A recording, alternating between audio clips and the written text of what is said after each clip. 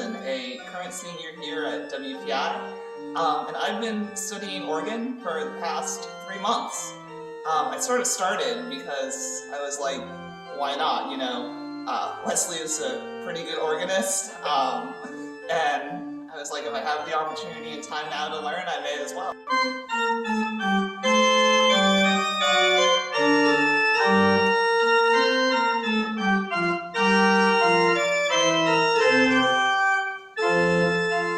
I talked to Wesley a little bit. We looked at the organ, and I was actually really surprised when the entire footboard could be pulled out from the organ. I didn't even know that was possible. And that sealed it for me. I was like, okay, if I can just pull out my wheelchair here, then I can learn how to play the organ.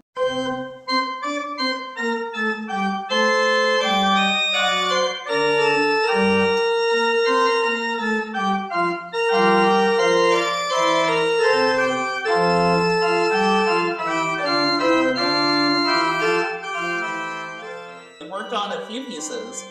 Right now I'm working on a piece by Walter called Why Should I Grieve? And I think this piece is really good because, it has a walking bass line to it, but also, too, there's a lot of opportunities for me to work on trills. And so I'm very excited to continue learning organ.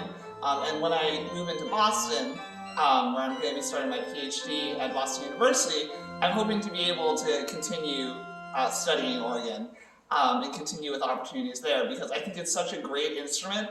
And just starting 3 months ago, it's not a lot of time, and I'm excited to, again, gain lots of more skill and have more fun playing this instrument.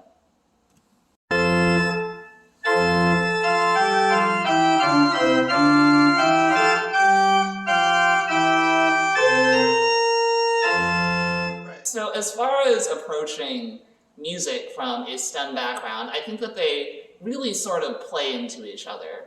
I know, at least for me, I do music, I do choir, I play piano, I play organ for, enjoyment. But I think what it does is it helps me focus so that when I move back to doing that STEM work, I'm in a better frame of mind. And sort of having those two parallels between the practice and study and focus of music, and then applying that to the practice, study, and focus of, my bioinformatics and programming, I think really help play into each other and give me an appreciation for both, because I focus on two different areas that allow me to refresh on each side.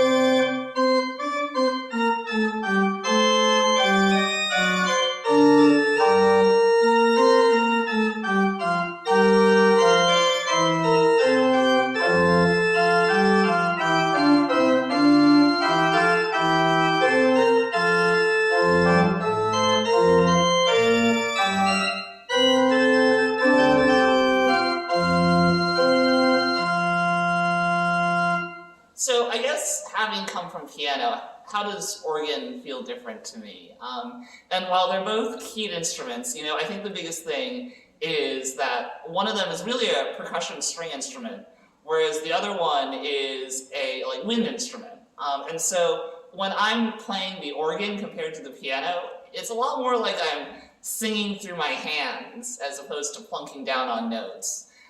And I think that really captures it for me. When I was starting to play, I'd be like plonk, plonk, plonk, and it wouldn't sound good. But when I started to approach it like I was singing, like I was phrasing, like I was articulating staccato, all that, and legato, then everything all really came out of the organ and it sounded a lot prettier. If I was giving advice to somebody that was just starting out on organ, I think number one is practice, practice, practice, practice, practice, as with anything. But number two, especially with organ, and especially at least with early organ music pieces where you'll be starting, there's a lot of counterpoint, and because of that, I think it's even more important to practice hands separately at a very slow tempo. And that way you can understand each of the nuances for each hand, and then when you put them together, you really have them solid. I think that hand separate is probably the most important part of starting out with organ.